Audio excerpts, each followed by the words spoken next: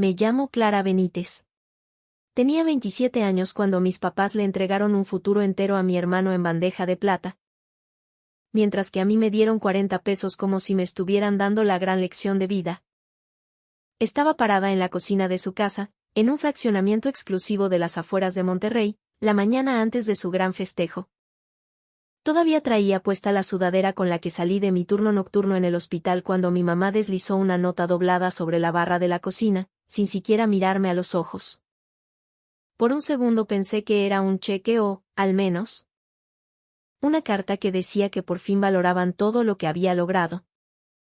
Pero no. Adentro había 2 billetes de 20 pesos y una sola frase escrita con la letra siempre impecable de mi papá. Arréglatelas tú sola. Eso te va a hacer más fuerte. Se me quedó viendo la mirada fija en ese papel porque mi cerebro simplemente no procesaba lo que estaba pasando. Mi hermano y yo acabábamos de terminar la carrera de medicina juntos. Mismo título, misma meta, mismo apellido. Pero, por alguna razón, a él lo trataban con todos los lujos y el orgullo de unos padres dedicados, le pagaron todas sus deudas de la universidad. Le organizaron una fiesta enorme y brindaban por su futuro como si hubiera logrado algo que nadie más en la sala pudiera entender. Mientras tanto, a mí me trataban como si tener que partirme el lomo fuera un regalo por el que debía estar agradecida. Cuando les pregunté qué sentido tenía eso, me dieron la misma respuesta que me habían dado toda la vida: él necesitaba más apoyo. Yo era la fuerte, él necesitaba recursos, yo iba a estar bien. Y luego me recordaron que no llegara tarde a su cena de celebración por graduarse sin deudas esa misma noche. Como si ir a aplaudir la abismal diferencia en cómo nos trataban también fuera parte de mi obligación. Les dije que ahí estaría, aunque sentía el pecho tan apretado que me costaba respirar. Salí hacia mi carro, todavía sosteniendo esa nota. Y justo en ese momento la pantalla de mi celular se iluminó con un mensaje que cambió el rumbo de toda la noche. 5 minutos después de que puse un pie en esa fiesta, nadie estaba celebrando de la manera en que pensaban hacerlo. Pero antes de contarte qué decía ese mensaje y por qué todo el salón se quedó en un silencio de muerte, tengo que preguntarte algo. ¿Cómo andas hoy? ¿Te sientes relajado, eléctrico, cansado, o de plano estás superconectado y listo para esto? De verdad quiero saber con qué energía estás viendo la pantalla esta noche, porque eso hace que la historia se sienta mucho más real. A mi hermano siempre fue muy fácil celebrarle todo. Incluso antes de que tuviéramos edad para entender lo que era el favoritismo. Yo ya podía sentirlo en la forma en que los adultos se giraban hacia el primero. Tenía esa chispa que la gente nota en cuanto entras a un lugar. Se reía fuerte, hacía amigos rapidísimo y siempre parecía encajar perfectamente donde estuviera. Yo era más reservada.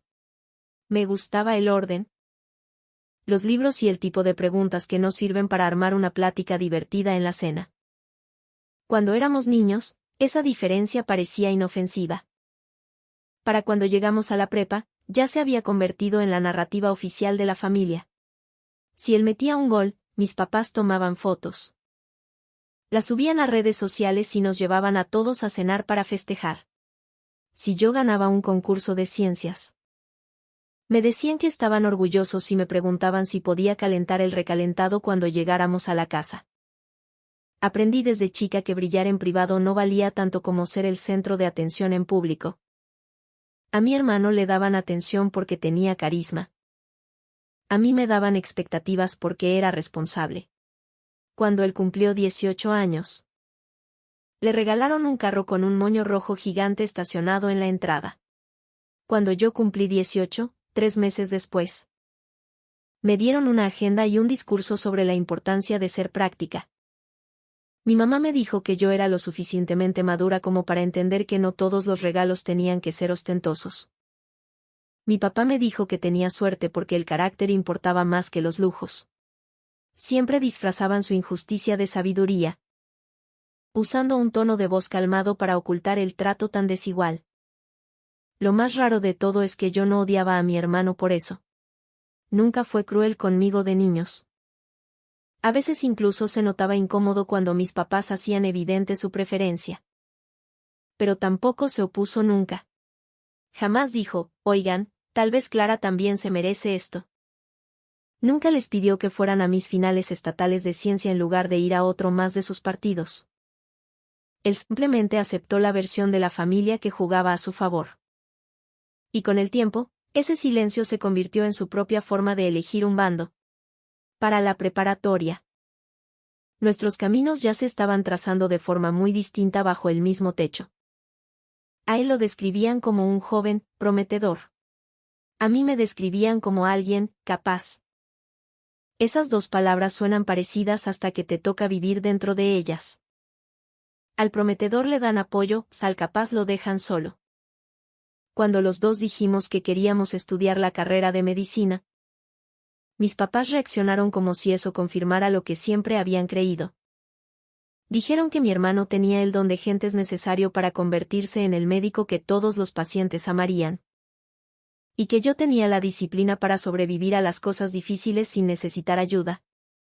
Fue ahí cuando me di cuenta de que no solo lo favorecían a él. Estaban construyendo toda una filosofía para justificar que eso era lo correcto. Él era su inversión. Yo era la prueba de que el abandono puede llamarse fortaleza si lo dices con las palabras adecuadas. Mientras más crecíamos, más me perseguía ese mensaje. Si yo resolvía un problema por mi cuenta, era la evidencia de que no necesitaba ayuda. Si él batallaba, era la prueba de que merecía todavía más apoyo. Cada vez que yo me adaptaba a las dificultades, la barra subía más alto. Cada vez que él tropezaba, la familia entera se unía para protegerlo. Y de alguna manera, al terminar la prepa, todos actuaban como si así fuera la vida. Yo era la fuerte. Él era el que necesitaba un empujón extra. Mirando hacia atrás, creo que esa fue la gran mentira que moldeó todo lo que vino después. La universidad hizo que la distancia entre los dos fuera imposible de ignorar. Ambos entramos a facultades de medicina muy buenas y por un tiempo pensé que el estar lejos de casa equilibraría las cosas. No fue así. Mi hermano le hablaba a mis papás cada vez que se estresaba por una materia. Y mágicamente la solución aparecía casi al instante, un asesor privado, dinero extra, una visita de fin de semana. Palabras de aliento y un discurso sobre lo brillante que era y cómo los baches le pasaban a cualquier futuro líder. Cuando yo hablaba, me daban consejos, cuando él hablaba, le daban recursos. Ese era el patrón. Yo trabajaba en una cafetería antes de entrar a los laboratorios de la mañana y tomaba turnos los fines de semana para pagar la renta y los libros. Aprendí exactamente cuánto podía estirar un tanque de gasolina y qué supermercados cerca del campus. Ponía las verduras en descuento los jueves por la noche. Me quedaba despierta hasta las 2 de la mañana estudiando para los exámenes de química y aún así iba como voluntaria al hospital. Porque sabía que si quería competir, no podía ser simplemente buena. Tenía que ser indiscutible. A mi hermano se le complicaron más algunas materias básicas de ciencias.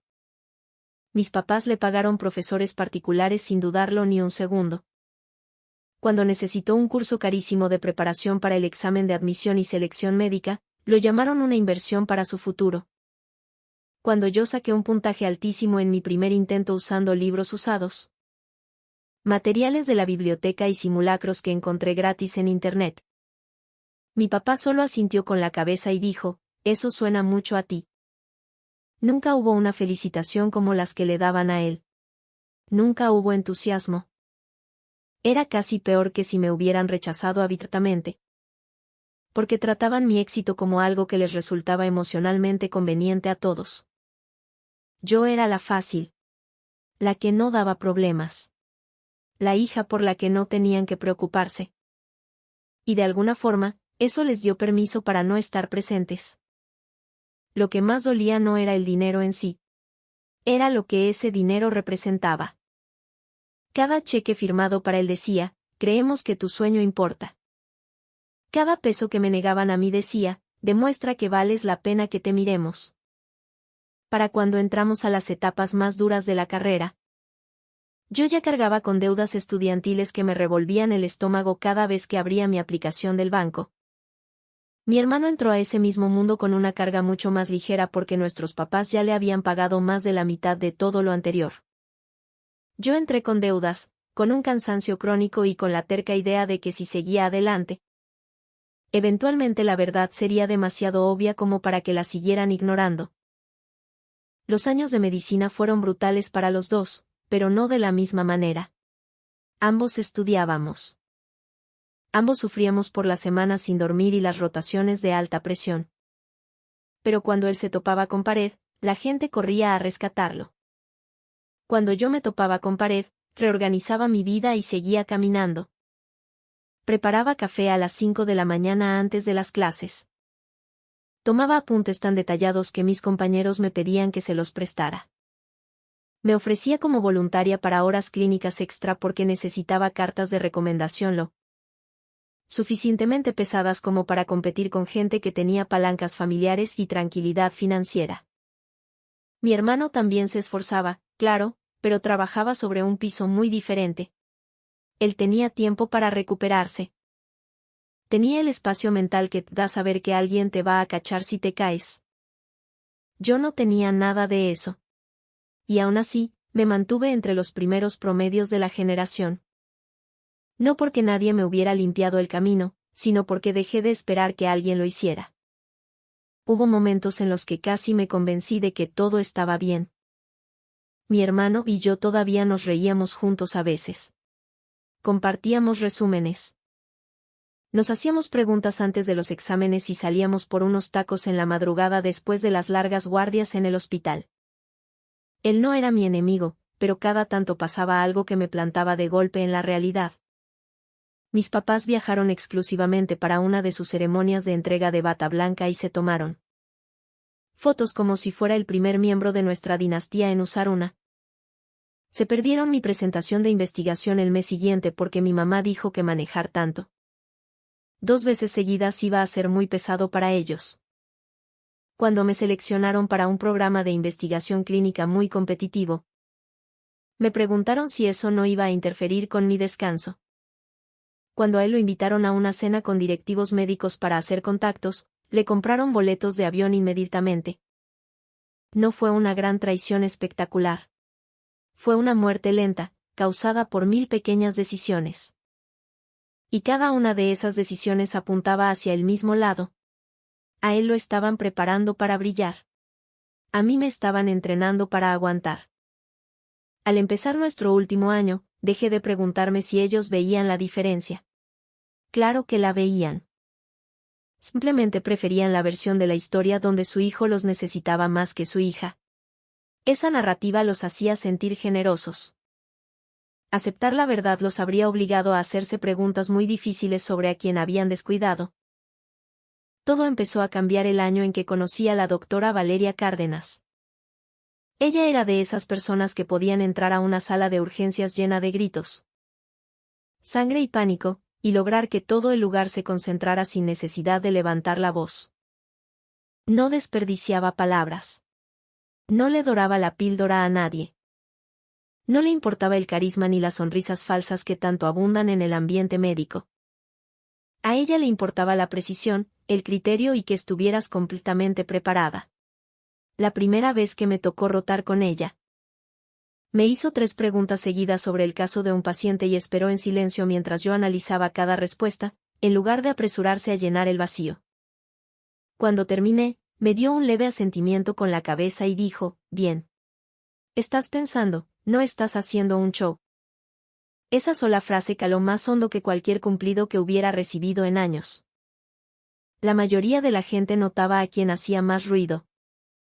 Ella notaba quién podía aguantar la presión sin quebrarse. Empecé a pasar más tiempo en el laboratorio de innovación clínica que ella supervisaba, ayudando con un proyecto de investigación para mejorar los resultados de respuesta en casos de trauma crítico. Al principio, solo estaba agradecida de que me tomara en cuenta.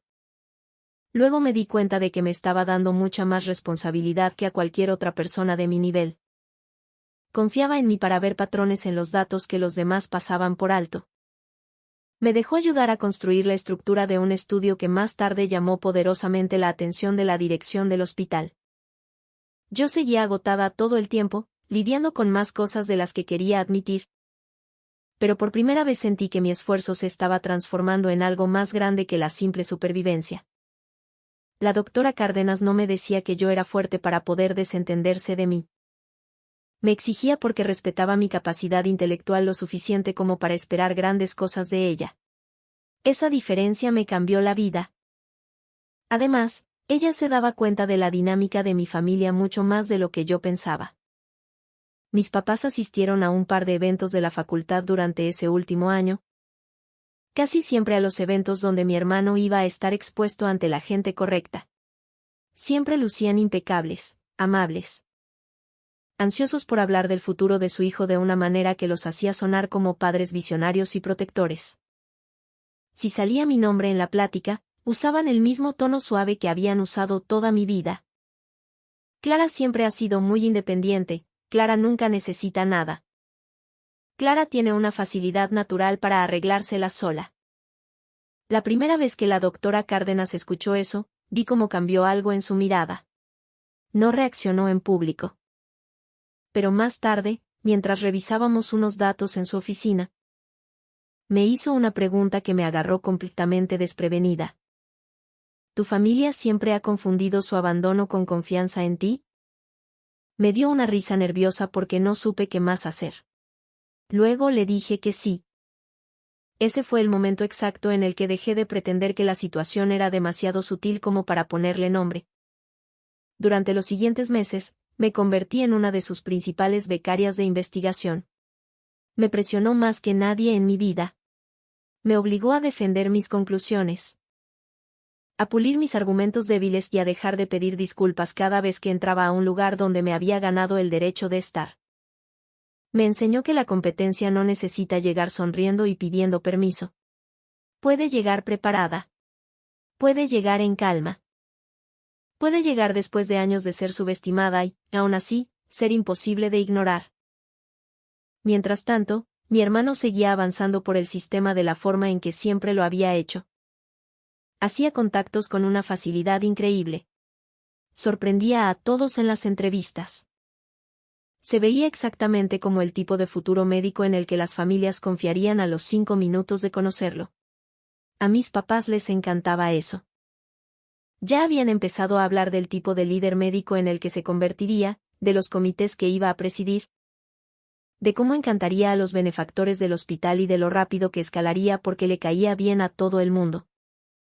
Lo que nunca parecieron notar fue que, debajo de toda esa seguridad, había grietas.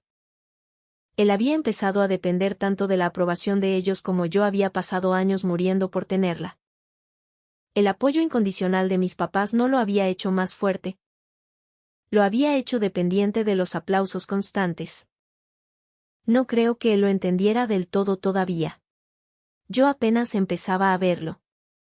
Pero podía notar lo suficiente como para saber que la diferencia entre nosotros ya no era solo emocional. Era estructural. Yo había construido una vida interna basada en la disciplina, la resistencia y la capacidad de seguir adelante sin que nadie me aplaudiera. Él había construido una vida pública basada en la atención, el impulso y la suposición de que alguien siempre le quitaría el siguiente obstáculo del camino. Ambas cosas pueden llevar lejos a una persona.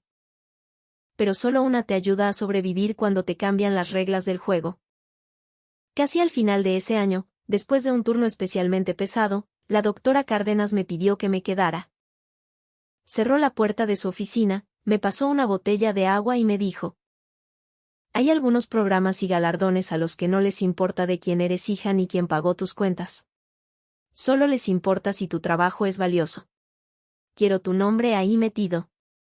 Yo no lo sabía en ese momento. Pero esa plática fue el principio del fin de la versión de vida que mis papás habían escrito para mí. El mensaje que recibí en el carro aquella mañana era de la doctora Cárdenas. Me preguntaba si podía pasar por su oficina antes del mediodía porque tenía una noticia que no quería darme por teléfono. Manejé hasta allá con los 40 pesos todavía en mi bolsa y la nota de mi papá doblada a la mitad. Como si de alguna manera fuera a tener más sentido si esperaba el tiempo suficiente. No lo tuvo. Su asistente sonrió en cuanto me vio entrar y me felicitó antes de que pudiera sentarme. Por un segundo muy extraño, pensé que me había confundido con alguien más. Entonces la doctora Cárdenas entró con una carpeta en la mano y cerró la puerta detrás de ella. Clara, me dijo. Me acaban de dar la confirmación. Fuiste seleccionada para el Premio Nacional de Innovación Clínica. Y la Fundación del Hospital aprobó la beca completa de condonación de deuda estudiantil vinculada a tu investigación sobre sistemas de trauma. Además, el programa de residencia médica que pusiste como tu primera opción quiere hacerte una oferta anticipada para un puesto de liderazgo clínico. Por un segundo, me quedé sin voz. Me quedé ahí sentada, mirándola. Mientras todo el cuerpo se me enfriaba y se me calentaba al mismo tiempo. No era solo que se estuviera abriendo una puerta. Eran años de puertas cerradas con candado que se venían abajo de un solo golpe. Mi trabajo había importado. No en privado, no en secreto. Público, formal, por escrito. Lo suficiente como para borrar de un plumazo la deuda que había estado cargando como si fuera un segundo trabajo que ni siquiera había empezado a pagar. Lo suficiente como para ponerme en un lugar que nadie, honestamente, podría atribuir a la suerte. La doctora Cárdenas respetó mi silencio por un momento. Luego dijo algo que cambió por completo el rumbo del día. Me invitaron al festejo de esta noche. Tus papás mandaron invitaciones a toda la dirección médica a principios de esta semana porque claramente quieren impresionar a varias personas clave para el futuro de tu hermano. La me quedé viendo fijamente. Ella sabía exactamente lo que significaba esa frase. Si van a usar esta noche para presentar una versión falsa de lo que pasó, me dijo. No estoy dispuesta a sentarme en ese salón y ayudarlos a mantener la farsa. Le pregunté a qué se refería, aunque en el fondo ya lo sabía. Puso la carpeta frente a mí y se recostó en su silla. Me refiero a que si van a celebrar públicamente a un hijo mientras minimizan a la otra frente a la misma comunidad profesional que te ha visto partirte el no trabajando, estoy más que lista para aclarar las cosas. Sentí que se me hacía un nudo en el estómago. Una parte de mí deseaba eso con tanta fuerza que me asustaba. Otra parte todavía quería proteger a todos de la verdad que yo misma me había tragado durante años. Le dije que no quería parecer resentida. Que no quería arruinarle la noche a mi hermano. La doctora Cárdenas me lanzó una mirada tan firme que me obligó a enderezarme en la silla. Clara, dijo, la verdad no es un robo. Si alguien armó un evento basándose en una mentira, que esa mentira se caiga no es tu culpa. Es simplemente la realidad cobrando factura. Salí de su oficina cargando la carpeta como si fuera al mismo tiempo un trofeo y un cable de alta tensión. A mitad de camino hacia mi carro, el celular volvió a vibrar. Esta vez era mi hermano. Me escribió, sé que lo de hoy es raro. Porfa. No vayas a armar tensión. Mi mamá ya está súper emocional y mi papá quiere que todo salga perfecto. Lo leí 2 veces, no porque fuera difícil de entender, sino porque confirmaba lo que nunca me había atrevido a decirme en voz alta. Él lo sabía. Quizá no todo, quizá no el peso completo de lo que me había costado a mí, pero sabía lo suficiente como para entender que esa noche estaba construida sobre algo chueco. Y su primer instinto seguía siendo proteger el evento, no a mí. No le contesté de inmediato. Me quedé sentada en el carro viendo a través del parabrisas a un grupo de desconocidos cruzando la calle, viviendo sus propias vidas. Sin saber que la mía se acababa de partir en un antes y un después sin pedirme permiso. Cuando por fin le respondí, lo único que puse fue, ahí estaré. El resto de la tarde se sintió irreal. Mi mamá me mandó una foto del acomodo de las mesas y me recordó que me vistiera de manera adecuada para el lugar. Mi papá me mandó un mensaje diciendo lo importante que sería esta noche para el orgullo de la familia. Nadie preguntó cómo estaba yo. Nadie preguntó si tenía planes después de la graduación. Si me sentía bien o si tenía alguna buena noticia que contar. Era como si el papel que me habían asignado estuviera tan fijo que nada más cabía ahí. La hija que aguanta los golpes. La hija que aplaude educadamente. La hija cuyo esfuerzo solo valía cuando hacía que los demás se sintieran cómodos. Para cuando me terminé de arreglar esa noche, ya no estaba temblando. Tenía un cansancio de esos que se sienten limpios.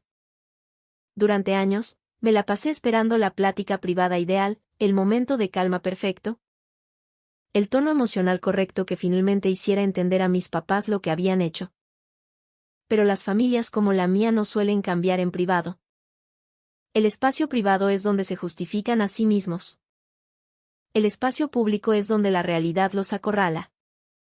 Y muy en el fondo, creo que sabía que para cuando pusiera un pie en ese salón elegante, la versión de mí con la que ellos contaban ya no existía. El festejo fue en un club privado muy exclusivo con una terraza enorme que tenía vista a toda la zona financiera. El tipo de lugar que la gente renta cuando quiere que un evento parezca natural pero carísimo al mismo tiempo. En la recepción había un letrero con marco dorado que daba la bienvenida con el nombre completo de mi hermano en letras elegantes y la frase, médico libre de deudas, justo abajo. Nada en esa frase tenía sentido si te ponías a pensarlo por más de 2 segundos. Pero la mayoría de la gente no piensa mucho cuando el dinero y la confianza están lo suficientemente bien vestidos. El salón en sí se veía exactamente como cada mentira familiar pulida en la que me había tocado crecer, luz de velas, flores blancas, vistas panorámicas de la ciudad y una proyección de fotos que ya se estaba reproduciendo en una de las paredes. Fotos de él de bebé, fotos de sus partidos de fútbol, fotos de graduaciones anteriores y momentos familiares cuidadosamente elegidos donde él siempre estaba en el centro y todos los demás existíamos como decoración de fondo. Yo llevaba un vestido azul marino que me hacía ver más grande de lo que era y más tranquila de lo que me sentía. En cuanto entré, mi mamá se vio aliviada. No de verme a mí, sino de ver que yo no me había convertido en un problema. Me dio un beso en la mejilla e inmediatamente me preguntó si podía hablar con uno de los meseros. Porque habían movido las tarjetas de los platillos vegetarianos y mi tía se pone insoportable con la comida. Eso fue lo primero que me dijo. No un, te ves hermosa. No un, gracias por venir. No un, ¿cómo estás? Me quedé ahí parada un segundo de más, luego asentí y fui a hacerlo. Porque las viejas costumbres no se mueren el mismo día en que te das cuenta de ellas. Del otro lado del salón, mi papá le estaba presentando a mi hermano a 2 directores de departamento con la mano puesta sobre su hombro, como si él mismo hubiera fabricado su futuro. Mi hermano se veía bien, relajado por encima, pero con una tensión evidente alrededor de los ojos si lo conocías bien. Cuando me vio, me dio una pequeña sonrisa que era mitad disculpa y mitad súplica de paz. No se la devolví. Simplemente caminé hacia el área de las mesas después de hablar con el personal y analicé el salón. De la forma en que había aprendido a analizar cualquier lugar que pudiera volverse peligroso. La doctora Cárdenas llegó 10 minutos después con un vestido verde oscuro y una seguridad de esa que hace que la gente se haga a un lado cuando pasa, sin entender bien por qué. Mi papá corrió a saludarla con una efusividad casi exagerada. Estaba encantado de que hubiera ido. Para él, ella era otro nombre impresionante entre el público para la historia que quería contar. Vi su interacción desde lejos y noté el momento exacto en el que él se dio cuenta de que ella no iba a jugar el papel que le tocaba. Fue sutil, apenas una pausa, un ligero cálculo detrás de sus ojos. Se recuperó rápido, pero lo vi. Creo que ella quería que yo lo viera también. Poco después anunciaron la cena, y el mapa de lugares de las mesas decía toda la verdad antes de que nadie abriera la boca. Mi hermano estaba en la mesa principal con mis papás, 2 jefes de departamento, un benefactor del hospital y la doctora Cárdenas. A mí me sentaron en una mesa lateral con los tíos lejanos y los amigos de la familia. No escondida del todo, pero sí en mi respectivo nivel. Todos pretendían no darse cuenta. Esa era siempre la crueldad del asunto. La jerarquía era obvia, pero usaban la cortesía para borrar cualquier rastro de culpa. Me senté, desdoblé mi servilleta y sentí que algo dentro de mí se quedaba completamente inmóvil. Esto no era un accidente. Nada de esto lo era. Mi papá abrió los discursos oficiales después del primer tiempo de la cena. poniéndose de pie con una copa de champaña en una mano y una sonrisa que parecía lo suficientemente ensayada como para salir en la televisión. Habló de sacrificios, de la familia y del orgullo. Habló de lo significativo que era ver a su hijo entrar al mundo de la medicina libre de deudas.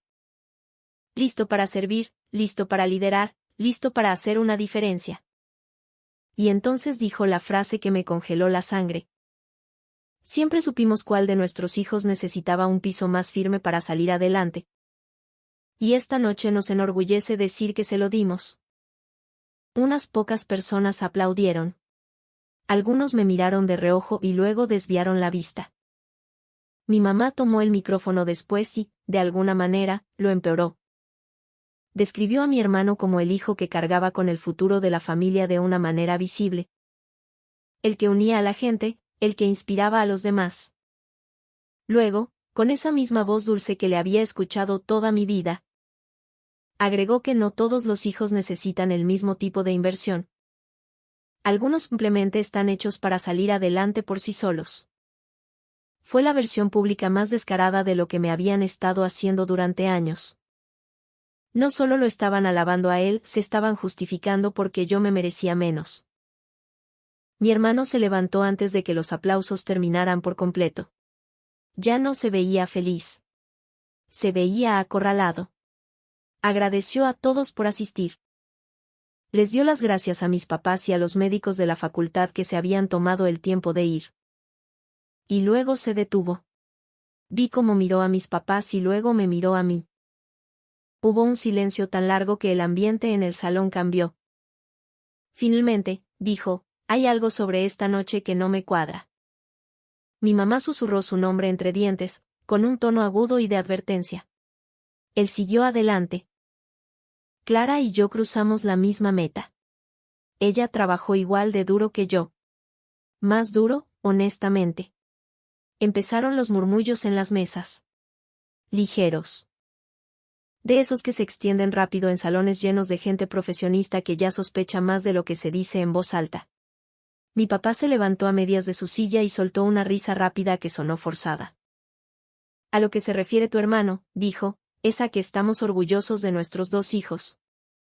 Pero esta noche se trata simplemente de un logro específico. Libre de deudas porque tú lo pagaste, interrumpió mi hermano, y esta vez su voz sonó mucho más firme. Yo no me gané eso de la manera en que se está haciendo creer a todos aquí. El salón se había quedado en un silencio absoluto. El rostro de mi mamá había perdido todo el color. Intentó sonreír como si él estuviera siendo humilde, como si todo fuera un gesto tierno y bajo control, pero ya nada en el aire se sentía bajo control. Entonces, la doctora Cárdenas se levantó de su silla.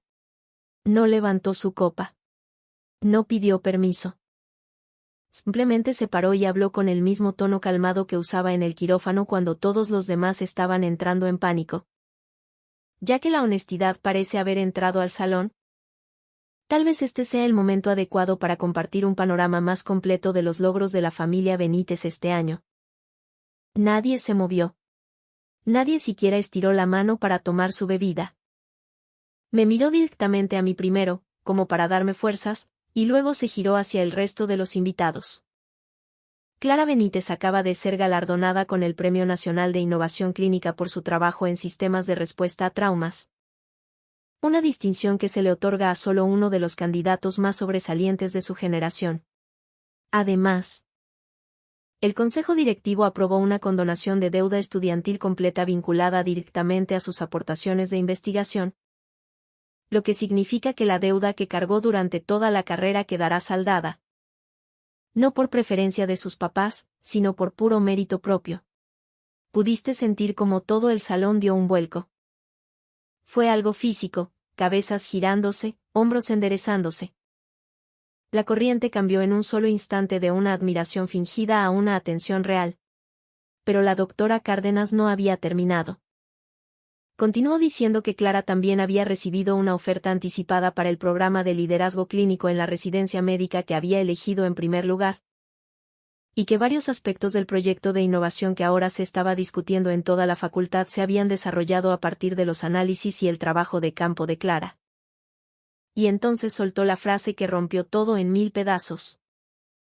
He trabajado con muchos estudiantes que saben cómo impresionar a un salón entero. Pero muy pocos saben cómo cargar con la responsabilidad.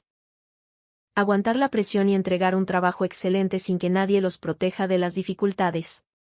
Clara hizo todo eso mientras financiaba su propio camino a través de un sistema que le abrió las puertas a otros con mucha más facilidad de lo que se las abrió a ella.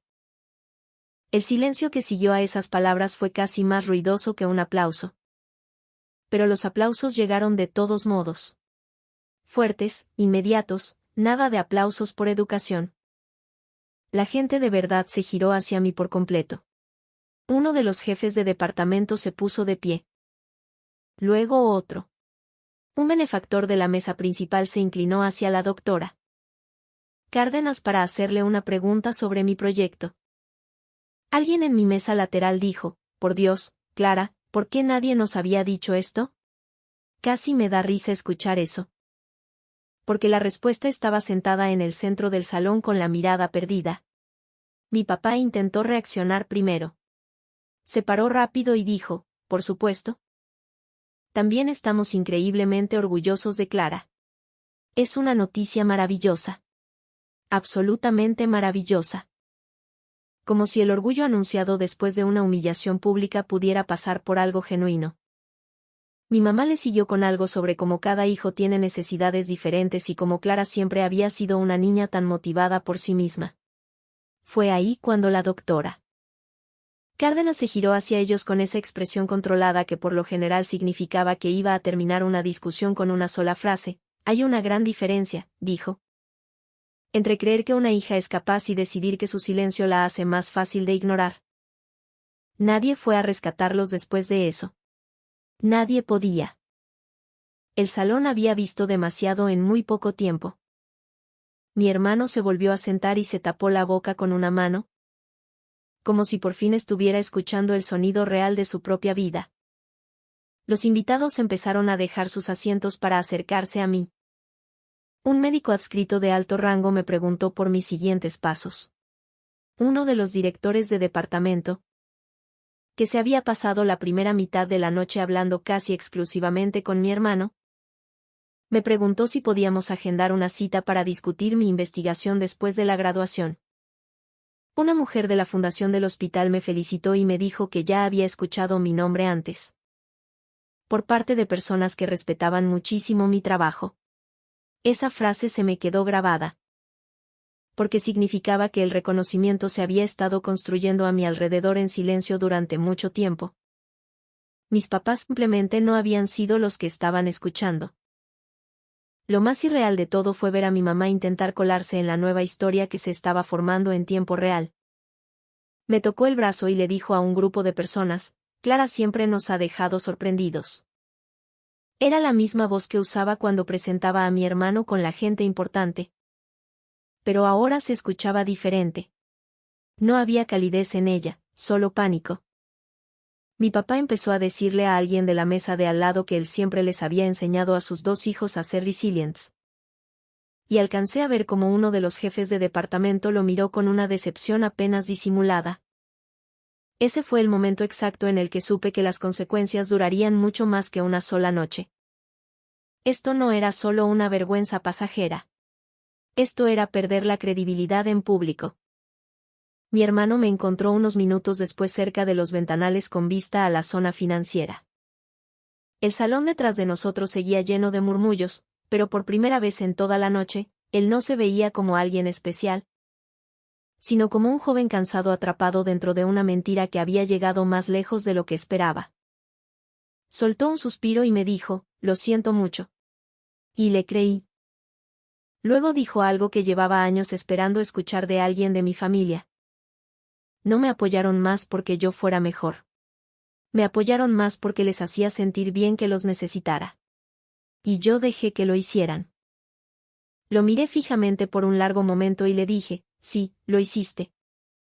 Él asintió una vez, como aceptando que se merecía esa respuesta.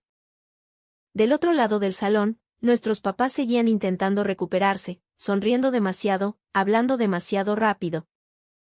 dándose cuenta de que el público que habían reunido para un festejo se había convertido en testigos de su farsa.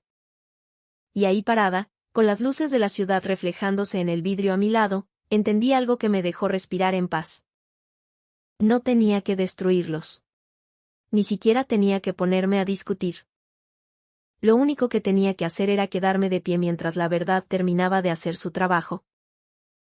Las consecuencias empezaron antes de que la noche terminara. El evento no cerró con un pleito a gritos dramático, ni con copas rotas. Ni nada de lo que la gente llamaría un escándalo teatral. Terminó con algo mucho peor para mis papás. Terminó con la gente cambiando discretamente de opinión sobre ellos. En familias como la mía, la imagen lo es todo. Mis papás se habían pasado años construyendo la reputación de ser personas generosas, pulidas, profundamente involucradas. De ese tipo de padres que crían hijos exitosos a base de sabiduría y sacrificios. Lo que ese salón vio en su lugar fue a una pareja que le había pagado todo a un hijo haciendo mucho ruido. Mientras justificaban el abandono emocional y financiero de la otra llamándolo confianza. No había sonrisa en el mundo que pudiera arreglar eso antes del postre. Durante la semana siguiente, el cambio fue imposible de ignorar. Colegas que normalmente le contestaban los mensajes a mi mamá de inmediato empezaron a tardarse días. Mi papá dejó de recibir ese tono entusiasta de la gente a la que antes encantaba con facilidad. Amigos que amaban ser invitados al círculo de su familia perfecta de repente parecían tener otros planes. Nadie los confrontó de forma directa ni dramática, simplemente se volvió más difícil impresionarlos, más difícil creerles. Esa fue la consecuencia que no pudieron controlar. Mi hermano me habló 2 días después y me preguntó si podíamos vernos en un lugar neutral. Terminamos en una cafetería pequeña cerca del hospital, donde a nadie le importaba quiénes eran nuestros papás. Se veía cansado, desgastado. Como si la máscara del hijo perfecto finalmente se hubiera roto y nadie hubiera corrido a repararla. Me dijo que había estado pensando en todo lo que había pasado y en todo lo que había pasado antes de esa noche. Admitió que la atención que recibió mientras crecía se sentía bien al principio, luego normal y luego necesaria. Confesó que, en algún punto del camino, empezó a medirse a sí mismo basándose únicamente en que también reaccionaban mis papás ante él. Dijo que cuando vio al salón entero girarse hacia mí en el club, le dolió al principio, no porque me odiara, sino porque se dio cuenta de lo dependiente que se había vuelto de ser el elegido. Esa honestidad me importó más de lo que habrían importado las lágrimas. Le dije que no me interesaba escuchar que no se había dado cuenta. Necesitaba que se hiciera cargo de las partes que sí sabía y que aún así había aceptado. Para su propio mérito, lo hizo. Me dijo. Debí haber hablado antes. Debí haber rechazado la versión de éxito que construyeron a mi alrededor.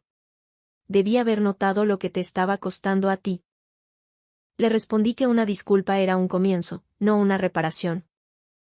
Reparar las cosas significaría construir una vida donde ya no permitiera que su comodidad justificara su silencio. Él asintió y dijo que lo entendía. Por primera vez en años, creí que teníamos la oportunidad de construir una relación real. No porque todo estuviera solucionado, sino porque ninguno de los dos estaba fingiendo ya. Mis papás, por otro lado, intentaron dar marcha atrás casi de inmediato.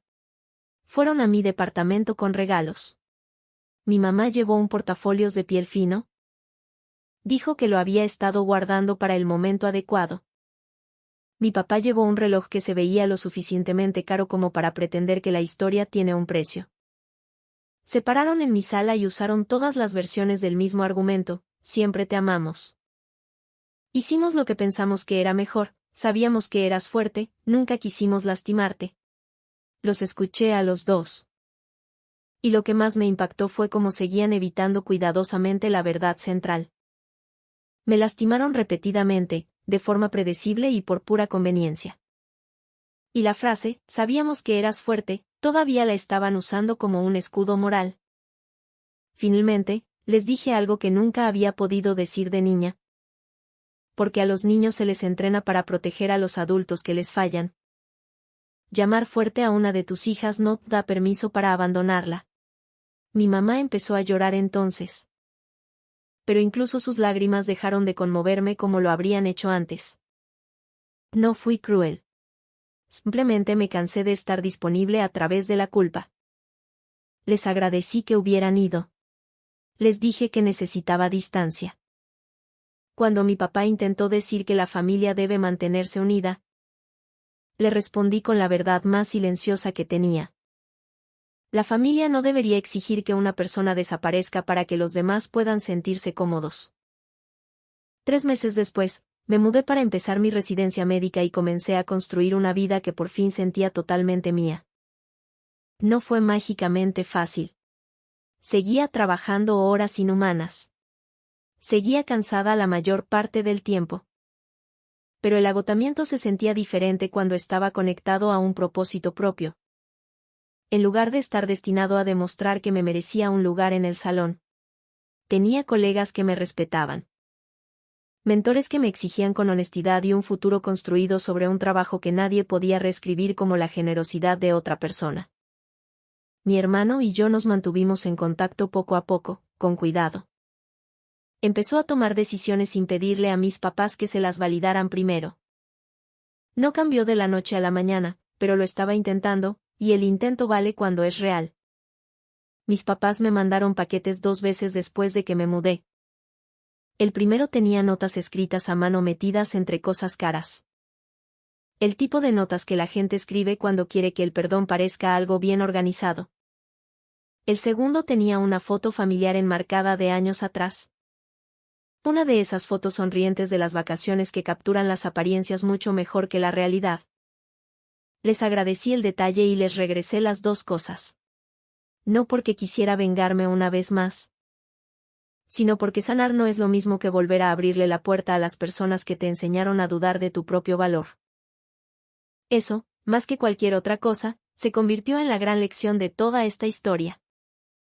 El amor real no lleva la cuenta de a quien resulta más fácil descuidar. El apoyo verdadero no fluye únicamente hacia el hijo que hace más ruido, el más débil, el más visible o el que alimenta más el ego de sus papás. Y que te digan que eres la fuerte no es un cumplido cuando se utiliza para justificar que te nieguen el cuidado. Mucha gente crece escuchando que la niña callada va a estar bien, que la hija responsable puede con todo, que la hija madura no necesita tanto. Pero esos niños recuerdan. Recuerdan cada momento perdido, cada excusa práctica. Cada vez que a su dolor le cambiaron el nombre por el de resiliencia porque eso le resultaba más cómodo a alguien más. Si hay algún valor en lo que me pasó, es este: la fortaleza debe ser cuidada, no explotada. La independencia debe ser respetada, no castigada. Y ninguna familia tiene derecho a llamarse amorosa mientras solo invierta en el hijo que refleja la imagen que ellos prefieren. Lo más curioso de todo es que mi papá tenía razón en una cosa de esa nota. Si me las arreglé yo sola, pero no porque su crueldad me hubiera enseñado alguna lección noble. Me las arreglé porque, eventualmente, dejé de confundir su aprobación con el oxígeno que necesitaba para respirar. Dejé de esperar a ser elegida por personas que me necesitaban pequeña para poder sentirse generosas. Y en cuanto hice eso, todo cambió. Así que, si a ti también te tocó ser ese hijo por el que todos asumían que no había de qué preocuparse, espero que escuches esto con total claridad. Tu capacidad para sobrevivir sin ayuda no significa que te merecieras recibir menos de ella. Y a veces, la educación más importante que nos da la vida es aprender que nuestro valor no se reduce solo porque las personas equivocadas no supieron reconocerlo.